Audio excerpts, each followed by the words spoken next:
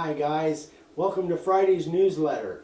So as you can see, we're back to our normal venue. We're all done over at the location with the seminars, and they turned out great. But it's nice to be back home and kind of have that behind us, so life can get kind of back to normal, kind of. So what I'm going to do today is I'm going to actually tonight, we're filming on Thursday night. So that's why if you get a glimpse outside, it's nighttime. But I think we got plenty of light going on. So what I'm going to do today is kind of an update and a little bit different version of what I've done in the past as far as putting big boards together. So I just got an order. In fact, I was telling the guys at the seminar the other day, I just got an order for a 2-foot by 4-foot sign. And so what I'm going to do is I'm going to put together a piece of that sign. Now what I do when I have boards that are larger than 12 inches, I put them together in sections. So I'm going to put together one basically 12 by 48 or thereabouts board right now, so that when it dries I can bust it off at clamps and then I can run it through my planer. I did get a planer, by the way. I can still use that hand plane, that electric hand plane, but I got a little one of the little DeWalt 12-inch planers, and it works really good. So I'm going to put my boards together in 2 different sections, and then get those flat the way I want them, the thickness that I want, and then I'll just have one seam to put those 2 boards together. But tonight, I'm going to put together one of those 12-inch sections. So first thing I did, and you can see I'm on my regular bench, but I put down a piece of just particle board, just half-inch, I think half-inch or 5/8 particle board, clamped it in, so it's in a pretty good spot. So what I do, and I've already edged my boards, what I'm going to use here is basically 2x6s and a 2x4. And they're trimmed down, so I have already edged them, so I've got a nice square edge. I'm not sure if that's going to, is that going to show? It's got a nice square edge on it. So the way I did this, I used a combination of the jointer and the table saw, and I got a nice square edge. Now the thing that you have to be really careful about when you're putting these together, and I realize I'm talking to probably guys that do this on a regular basis. So if I'm doing it different than you, and you've got a better system, maybe many of you've got a better system, but this works pretty well for me. So I make sure that my boards are all matched up. I picked the best side, so you can see this has got a side, it's actually got a check on the back, so I'll probably CA glue that or putty it. But this is only going to be a one-sided sign. As a matter of fact, it's a specific, for a specific use. So I picked my best sides, and then I edged them, and I matched them up edge for edge. And I don't know if you can see here, but I actually marked them face 1, face 2, face 3, right on the top of the boards. So if I mix them up, then I know in what sequence they go. And then again, you got to have a nice flat surface for them to lay on. So once these are clamped up and I put my glue in there, they should make a really nice tight seam. Now what I'm going to use, you guys know, if you've watched me before, you know I love this stuff. I absolutely love Gorilla Glue. The only issues that I have with it, number one, is the cost, because it's pretty pricey. I think this bottle is $20-25 for this bottle, so it gets pretty pricey. So I will still use this from time to time, but I'm starting to use more and more. I'm starting to use this Tight Bond, and this stuff I really like. This is the Tight Bond 2, which is waterproof. It's not as good as the Tight Bond 3, but it works plenty good for what I need. And this particular piece, this particular sign, is not actually going to go outside. It's actually going to be a bar top. So I'm not worried about having UV protection and all that. I just want a nice, good seam. So I'm going to use this stuff because, and the other thing that I don't like about the Gorilla Glue is it's really messy and it's tough to clean up. Whereas this stuff cleans up with water. I really like that. So I'm not even worried about the surface of my bench if I get it on there, because it just cleans up with glue, and I really like that. So I'm using Tight Bond 2 for this this operation. So I've got my board, so now what I'm going to do is I'm going to move them out of the way, get my clamps up there, and I'm just using the old pony clamps or bar clamps, and they've always worked really well for me. There's so many cool clamps out there. I really, I'm seeing a lot of the other woodworkers and some of the clamping systems and stuff that they use, and man, it's some really cool stuff out there. So I probably will be upgrading to that stuff at some point in the near future. But for now, these work really well for me. I've never really had too much issue with them. So again, I'm going to put my boards in sequence of where they go, being very careful not to damage the edges. So the way I'm going to do this is I'm going to put my clamps, and this is going to be a 4-foot board, but let's see what I cut these. I cut these somewhere around 54. So it gives me plenty of room at both ends that I can trim this thing down. And that's really important, that you give yourself extra room. So here is going to be these are going to be the glue surfaces. I've got actually 4 different surfaces that are going to have glue on them right now. So what I'm going to do is I'm going to stand this up here, stand that up, and I'm going to stand that up. So then when I've got my glue on them, I'm just going to lay them down in sequence of where they go. Another reason to have it written on the side there. And I know I've already checked all my surfaces are pretty clean. Now what I did is I just went and got a little bottle from the dollar store. Works pretty good for me. I haven't had any issues with it. I know a lot of guys and gals use mustard bottles and all different kinds of little bottles to put their glue in. And you know, whatever works for you, but this seems to work pretty good for me. Now what I'm going to do, because I'm going to put glue on these surfaces, and I'll go ahead and do that while I'm talking. I'm going to, what I like to do is go down both edges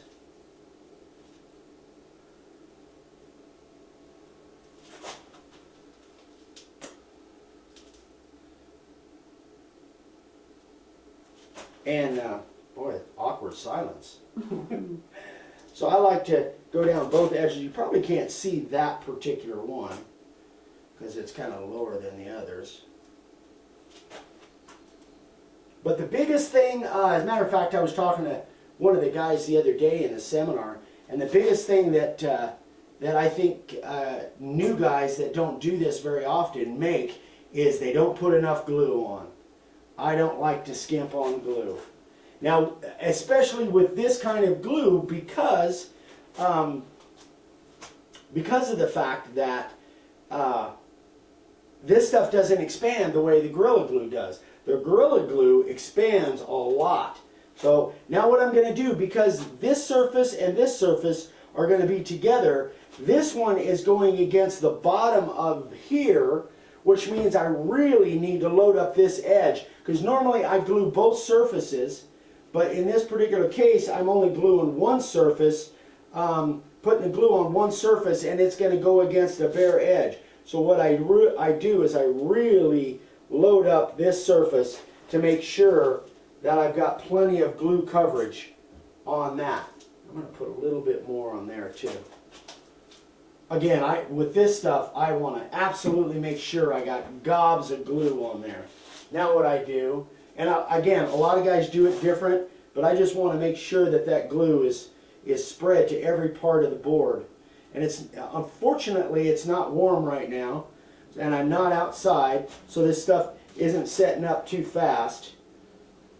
But again, that's another reason I kind of like this water cleanup glue, is that even if I get glue all over the place, it cleans up pretty easy.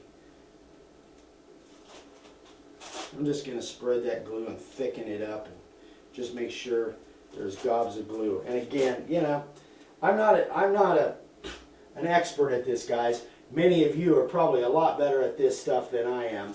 But all I want to make sure is that when I get that board put together, that I don't have any any gaps in there that I have to fill. This glue is fairly inexpensive as compared to the Gorilla Glue, and it, again, in my mind, it doesn't expand. So I'd rather have more glue than less. This is the first time I'm using this little brush, but it's working all right.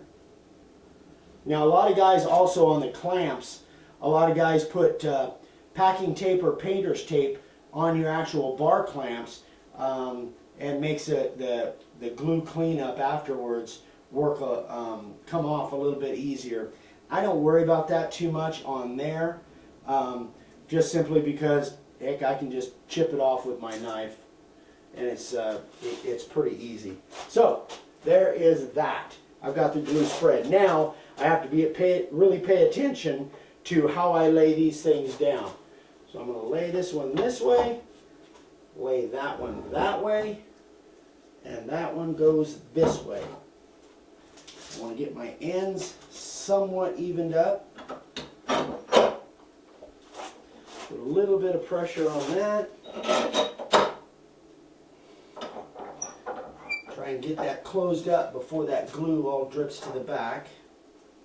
I could have had this a little bit closer to the end, which I think I will change that a little bit. See if I can pull this off. Again, no editing on my channel. Yeah, that's a little better, I think. Got a pretty good deal there. Now what I've got is I'm going to, and this is how I'm a little bit different. Gosh darn. The thing that, what I'm doing here is I'm just going to put tape, packing tape on these cawls. And that's going to go across there. And but the biggest thing that I've learned in doing an operation like this, and the only reason I didn't put this tape on before, is just so you guys could kind of see how I do it. But this packing tape will hopefully ensure that the boards will not stick to the redwood as I glue it. In case I didn't say it was redwood, I don't think I did. But the biggest thing, I kind of lost my train of thought there. The biggest thing is preparedness, prepping everything, and trying to anticipate what your process is, and anticipate anything that could go wrong, and just try and be ready for that. So now I'm going to use my little clamps on the end, on the cawls on the end. I'm going to put one underneath each of the, put it at the end there. Kind of cramped for space here. And I think I like this system a little bit better than the individual. If you watch my my video that I did on this before, I think I like this a little bit better, having solid pieces going all the way across rather than just little tabs. And sometimes I'll use 2x4s, but in here I'm just using little 1x's, and I think they work pretty well. So you can, well, you probably can't see, but the glue is kind of dripping on the bench. But again, I'm not concerned about it because it's just going to wipe up with water anyway. Okay, one more.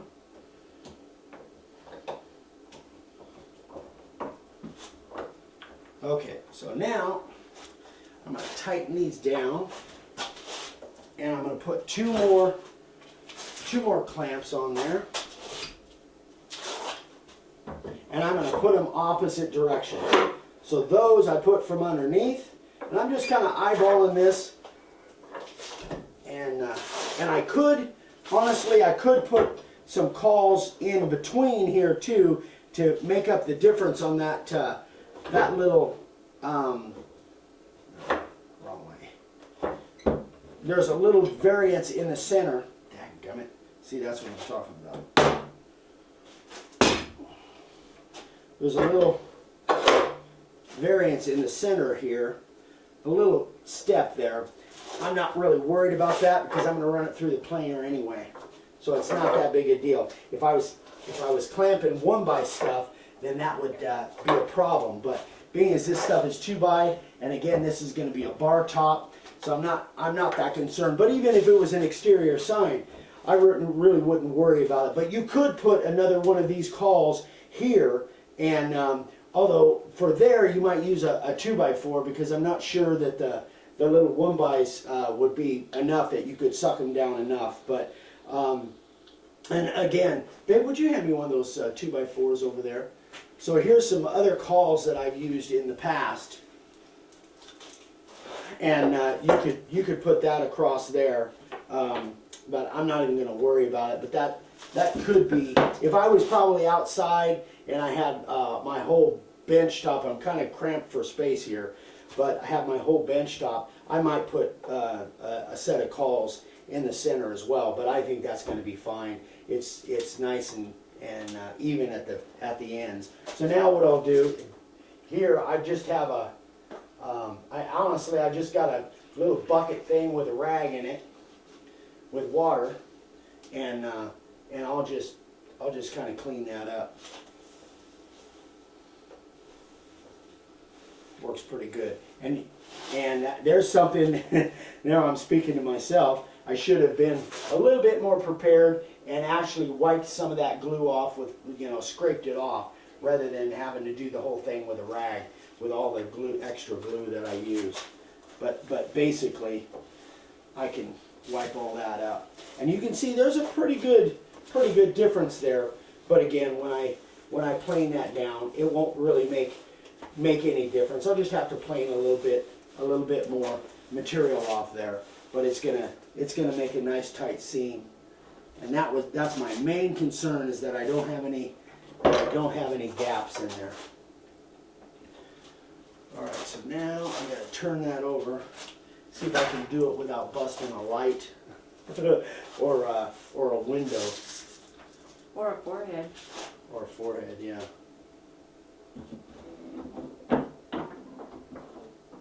Ooh, that's close.